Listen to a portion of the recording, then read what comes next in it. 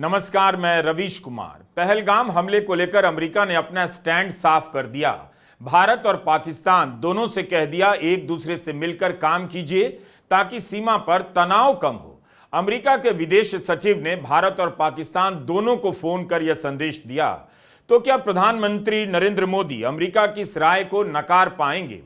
1 मई की सुबह यह खबर आई जो बता रही है कि अमेरिका ने युद्ध या तनाव की स्थिति से बचने के लिए दोनों देशों से कहा है। अमेरिकी विदेश विभाग के प्रवक्ता टैमी ब्रूस ने बयान जारी किया है।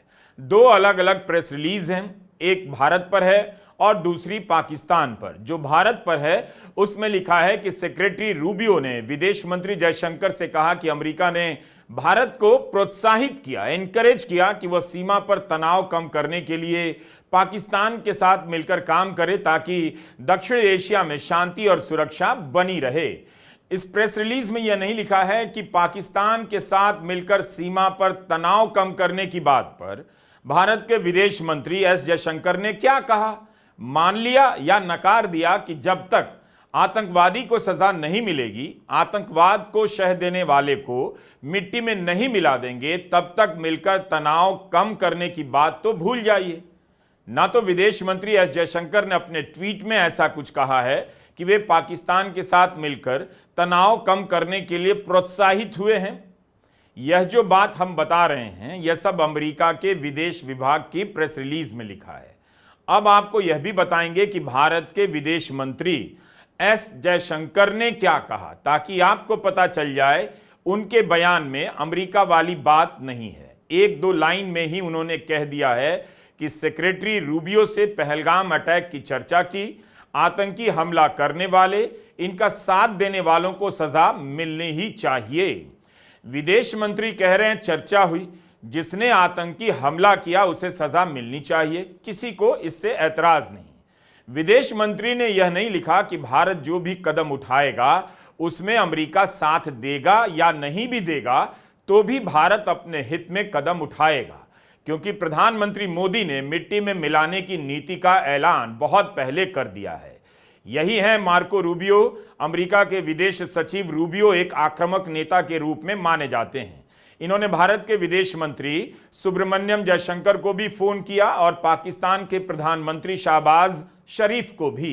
शहबाज शरीफ से कहा कि पहलगाम हमले की निंदा करने की जरूरत है। जो बात भारत के लिए कही गई, ठीक वही बात पाकिस्तान से भी अमेरिका ने कही कि पाकिस्तान को प्रोत्साहित किया गया कि मिलकर तनाव कम करे। 26 अप्रैल को राष्ट्रपति ट्रंप ने भी कह दिया कि वे भारत और पाकिस्तान दोनों के काफी करीब हैं। मैं दोनों नेताओं को जानता हूं, मुझे उम्मीद है कि दोनों मिलकर रास्ता निकाल लेंगे। दोनों के बीच हमेशा से ही तनाव रहा है। I know both leaders. There's great tension between Pakistan and India, but there always has been. America ने अपनी लाइन दोबारा साफ कर दी। पहले राष्ट्रपति ट्रंप ने कह दिया दोनों देश मिलकर रास्ता निकाल लेंगे, और अब उनके विदेश सचिव ने दोनों देशों को फोन कर कह दिया एक दूसरे से मिलकर रास्ता निकाल लीजिए। सीमा पर तनाव नहीं होना चाहिए। अपने पहले कार्यकाल की तरह राष्ट्रपति ट्रंप ने इस बार यह नहीं कहा कि वह कश्मीर के मामले को लेकर मध्यस्थता करना चाहते हैं। ट्रंप प्रधानमंत्री को फ्रेंड कहते हैं और प्रधानमंत्री मोदी भी राष्ट्रपति ट्रंप को फ्रेंड कहते हैं, लेकिन तब भी अमेरिका से साफ साफ संदेश नहीं आया है। यह ब्रिक्स के विदेश मंत्रियों की बैठक की तस्वीर है, रियो दो जनेरियो में हुई। इसमें भारत के विदेश मंत्री एस जयशंकर नहीं गए। आप जानते हैं कि राष्ट्रपति बनने के बाद ट्रंप ने ब्रिक्स संगठन पर खुलकर हमला बोला, ब्रिक्स की मुद्रा का विरोध किया। भारत ने जल्दी ही करेंसी की बात से दूरी बना ली और अब विदेश मंत्रियों की बैठक में एस जयशंकर नहीं गए। कारण पहलगाम ही रहा होगा, लेकिन ब्रिक्स से भारत दूरी बना रहा है या हिचक रहा है यह भी दिखाई दे रहा है। लेकिन इसके बाद भी अमेरिका खुलकर भारत का साथ नहीं दे रहा। आखिर भारत और पाकिस्तान मिलकर इस हालत में तनाव कैसे कम करेंगे? बातचीत की संभावना तो लगती नहीं। क्या अमेरिका किसी भी तरह से दोनों देशों के बीच बातचीत या संवाद के मैकेनिज्म की तरफ इशारा कर रहा है? क्या आने वाले समय में अमेरिका के दबाव में भारत और पाकिस्तान के बीच बातचीत की कोई सूरत भी बन सकती है? जैसे अप्रैल 2020 में पूर्वी लद्दाख की गलवान घाटी में चीन के आक्रामक अतिक्रमण को रोकने में भारत के 20 जवान और अफसर शहीद हो गए। क्या उसकी प्रतिक्रिया में भारत ने कोई आक्रामक कदम उठाया या संयम का परिचय दिया? आप जानते हैं 2012 में भी भारत और चीन के बीच सीमा विवाद को लेकर WMCC बनाई गई, जिसका पूरा नाम है working mechanism for consultation and coordination. इसमें भारत और चीन के रक्षा और विदेश मंत्रालय से जुड़े उच्च स्तरीय अधिकारी होते हैं। 2012 से लेकर मार्च 2025 के बीच भारत और चीन के प्रतिनिधि 33 दौर की बातचीत कर चुके हैं। क्या अमेरिका ऐसा कुछ सुझा रहा है कि तनाव को कम करने और आतंकवादियों के खिलाफ कार्रवाई के लिए भारत और पाकिस्तान मिलकर बात करें, काम करें? 30 अप्रैल के अखबारों में छपा है कि जम्मू कश्मीर में नियंत्रण रेखा पर पाकिस्तान की तरफ से फायरिंग को लेकर भारत के सैन्य ऑपरेशन के महानिदेशक और पाकिस्तान के सैन्य ऑपरेशन के महानिदेशक के बीच हॉटलाइन पर बातचीत हुई। इन खबरों में विस्तार से इसके अलावा कोई जानकारी नहीं। एक खबर और है, 27 अप्रैल की एक खबर का डिटेल पता नहीं चल पा रहा है। कई अखबारों में यह खबर छपी है कि सीमा सुरक्षा बल BSF के जवान पूर्णम कुमार साहू को पाकिस्तान ने अपनी गिरफ्त में लिया है। भारत ने पूर्णम को छोड़ने की अपील की है, मगर कोई जवाब नहीं आया है। हम बता दें कि यह हमारी जानकारी नहीं बल्कि अखबारों में सूत्रों के हवाले से छपी है। खबरों में BSF और पाकिस्तान रेंजर के बीच फ्लैग मीटिंग की बातें छपी हैं कि 3 बार ऐसी बैठकें हुई हैं, मगर कोई नतीजा नहीं निकला। उम्मीद है गोदी चैनलों पर पूर्णम साहू को लेकर लगातार कवरेज चल रहा होगा। जिस तरह से पहलगाम हमले के बाद भारत के भीतर आक्रामक माहौल बनाया गया, उस स्थिति में लगता नहीं कि भारत आतंकवादी हमले का जवाब देने से पीछे हटेगा और कोई लंबा रास्ता लेगा जिससे जनता का ध्यान इस मुद्दे से हट जाए। सिंधु जल संधि के फैसले पर ही 100 तरह के संदेह उठ गए कि कहीं कार्रवाई के नाम पर लंबे समय के लिए टालने का इरादा तो नहीं।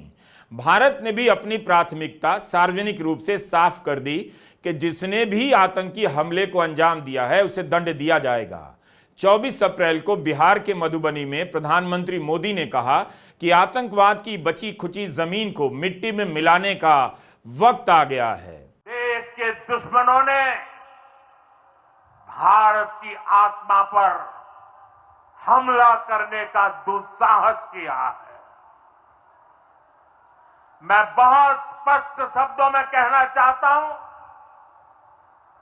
जिन्होंने ये हमला किया है उन आतंकियों को और इस हमले की साजिश रचने वालों को उनकी कल्पना से भी बड़ी सजा मिलेगी। सजा मिलकर के रहेगी। अब आतंकियों की बची खुची जमीन को भी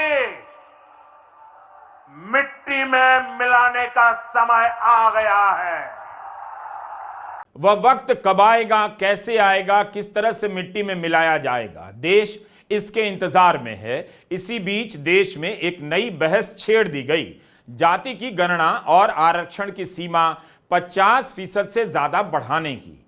बीजेपी के समर्थकों को इस फैसले का समर्थन करने के लिए काफी मेहनत करनी पड़ रही है, अपने ट्वीट डिलीट करने पड़ रहे हैं। बीजेपी का वोटर और समर्थक जब नोटबंदी का समर्थन कर सकता है तो उम्मीद रखिए आरक्षण की सीमा 50% से ज्यादा बढ़ाने का भी समर्थन करेगा, क्योंकि उसने अपने रास्ते और दरवाजे दोनों बंद कर लिए हैं।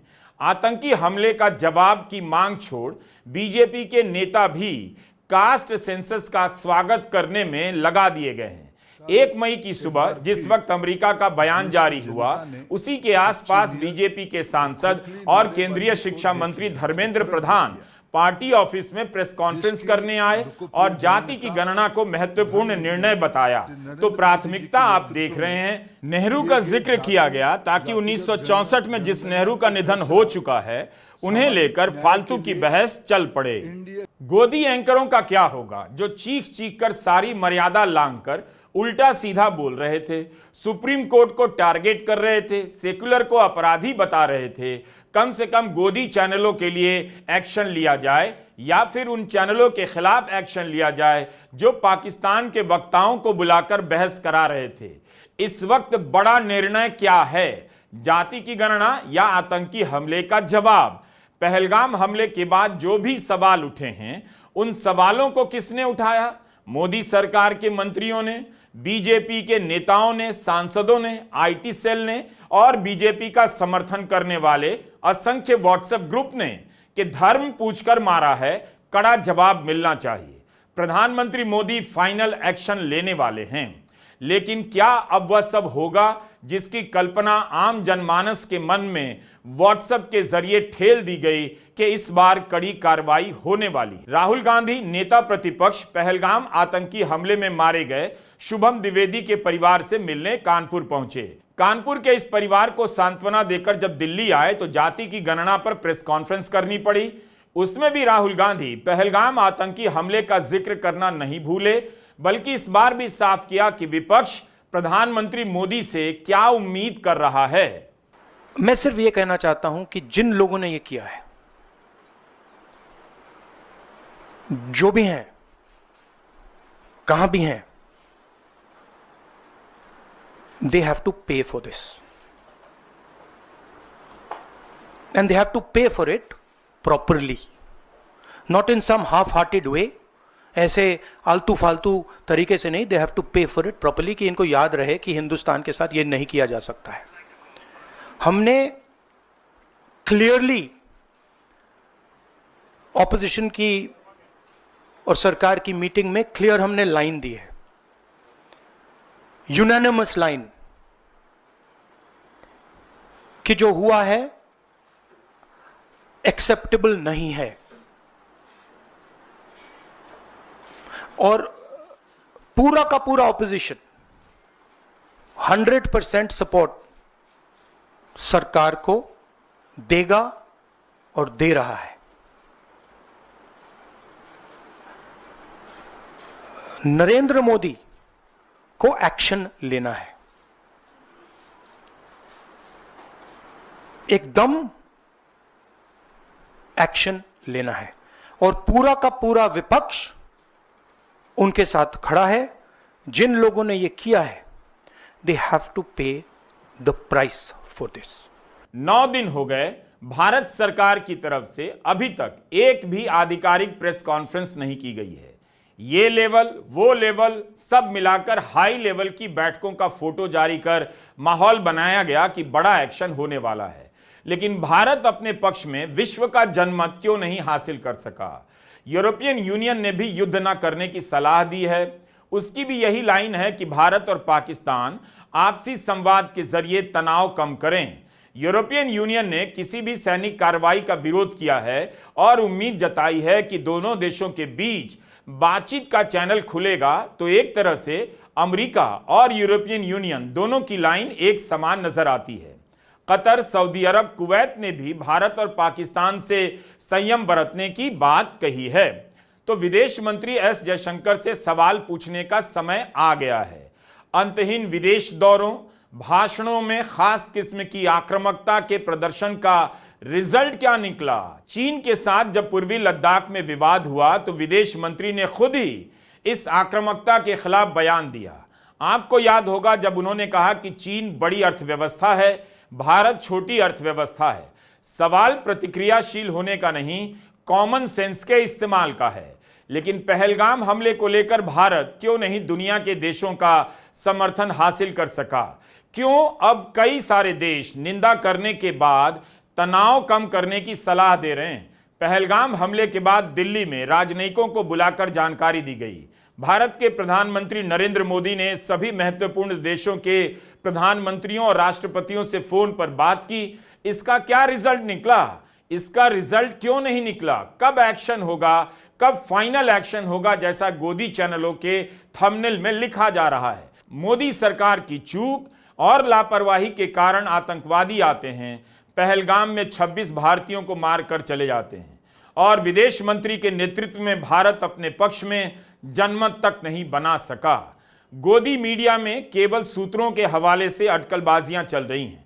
आप कितना भी ध्यान भटका लें, लोग यही जानना चाहते हैं कि पहलगाम आतंकी हमले के जवाब में भारत क्या करेगा। कोई घटना होती नहीं कि प्रोपेगेंडा चलने लगता है, आम लोगों का जीवन गया है, उनके परिवार बर्बाद हुए हैं, लेकिन इन सब संकटों का चेहरा बना दिए जाते हैं प्रधानमंत्री नरेंद्र मोदी, ताकि उन्हें महानायक की तरह पेश किया जाए। अब ये होगा, अब वो होगा, ये कर देंगे, वो कर देंगे, इसकी चर्चा चलाई जाने लगती है। क्या हम इन खोखली और झूठी चर्चाओं का पतन देख रहे हैं? प्रधानमंत्री नरेंद्र मोदी की ग्लोबल लीडर की छवि बनाने में हजारों करोड़ रुपए खर्च किए गए। उनकी अनगिनत विदेश यात्राओं से माहौल बनाया गया कि भारत का नाम हो रहा है।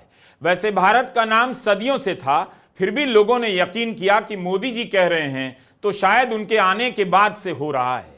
दुनिया के बड़े मसलों में उनकी राय ली जाती है, यह बात भी फैलाई गई। गांव-गांव में फैलाया गया कि दुनिया प्रधानमंत्री मोदी का लोहा मान रही है। प्रधानमंत्री नरेंद्र मोदी ने अपनी राजनीति में विदेशी दौरों को मेडल की तरह लगाया है और अब वही पहलगाम हमले के बाद दुनिया के मुल्कों की रजामंदी हासिल नहीं कर पा रहे। यूरोपियन यूनियन, खाड़ी के देश और अमेरिका सभी एक स्वर में सैनिक तनाव का विरोध कर रहे हैं। उन्हें भी पता है कि बिना इस तरह के एक्शन के भारत आतंकी हमले का जवाब कैसे देगा।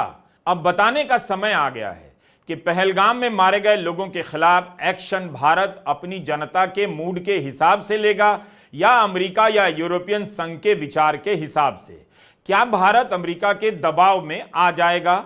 भारत की विदेश नीति की इससे बड़ी नाकामी क्या हो सकती है कि इतने बड़े आतंकी हमले के बाद भी वह जवाबी कार्रवाई के लिए समर्थन नहीं जुटा पा रहा है। 22 अप्रैल को पहलगाम में जब आतंकी हमला हुआ तो उसी समय सवाल उठा कि सुरक्षा क्यों नहीं थी। सरकार ने कभी इसका आधिकारिक तौर पर जवाब नहीं दिया। माहौल को दूसरी दिशा में ले जाया गया कि अब कार्रवाई होगी और ऐसी कार्रवाई केवल और केवल प्रधानमंत्री नरेंद्र मोदी कर सकते हैं। इसका बहुत हल्ला मचाया गया कि सुरक्षा में चूक का सवाल पूछना इस वक्त अपराध है, देश का मनोबल गिराना है। नेहा सिंह राठौर और प्रोफेसर माधुरी काकोटी के खिलाफ इन्हीं बातों को लेकर एफआईआर हुई। अगर कार्रवाई में देरी हो रही है तो इनके खिलाफ एफआईआर वापस क्यों नहीं ली जा रही है, जिन्होंने सही सवाल पूछे हैं। गृहमंत्री अमित शाह कब का बैसारण का दौरा कर लौट आए हैं। दिल्ली आकर भी उन्होंने आधिकारिक तौर पर कुछ भी नहीं बताया। 22 अप्रैल से 1 मई आ गया। 9 दिन के बाद भी देश नहीं जानता कि अमित शाह ने किसे जिम्मेदार पाया और किस किस के खिलाफ एक्शन हुआ है। पाकिस्तान को जवाब देने में भारत अपना समय ले रहा है, ले सकता है, यह बात समझ में आती है, लेकिन क्या इसकी उम्मीद करना अपराध है कि पहलगाम में चूक कैसे हुई, कैसे पता नहीं चला कि हजारों पर्यटक वहां जा रहे हैं, कई हफ्तों से आ रहे हैं, आने की प्लानिंग करके आ रहे हैं। बैसारण के अचानक खुलने की बात क्यों छपी, जबकि अब कई जगहों पर यह भी छप गया कि बैसारण तो हमेशा से खुला रहता है। कोई सुविधा नहीं, कोई फैसिलिटी नहीं, कोई आर्मी नहीं, कोई પોલીસ નહીં। જ્યારે મોટા મોટા નેતા આવે કોઈ વીઆઈપી માટે પાછળ પેટ નહીં કાઢે, ઉપર હેલિકોપ્ટર તેનાથી હાલે, ટેક્સ પે કરે છે એના ઉપર જ। વીઆઈપી માટે જે સર્વિસ સુશીલભાઈ એ આ લોકો માટે કેમ નથી? નીચે આર્મી કેમ્પમાં ચિલ્લાઈને કીધી હતી કે ઉપર કેટલા લોકો કરે છે, એ લોકો જલ્દી કઈ કરો, અમે ઉપરથી પડતા આખડતા નીચે ઉતરતા હજી ઉપર કોઈ ફેસિલિટી ગઈ નથી। ઉપર આટલું બધું થઈ ગયું તો નીચે આર્મીને ખબર કેમ ન પડી કે ઉપર આ થઈ ગયું છે? આતંકવાદી અમારી સામે આવીને ગોળી મારી જાય છે, હિન્દુ મુસલમાનને અલગ કરીને હિન્દુના બધા ભાઈઓને ગોળી મારી છે, તો આપણી આર્મી કરે છે શું?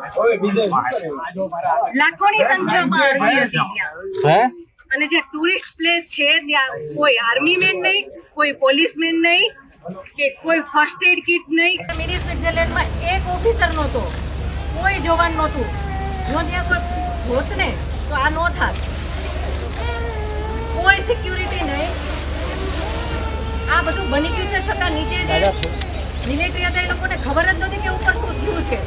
क्या अब भी कोई जवाब मांग रहा है या लोगों ने विनय नरवाल, शैलेश कलथिया, शुभम द्विवेदी को भुला दिया? इस पूरे प्रसंग में व्हाट्सएप ग्रुप का जिक्र करना जरूरी है। हाउसिंग सोसाइटी से लेकर गांव के चौपाल तक व्हाट्सएप के जरिए जोड़ दिया गया है।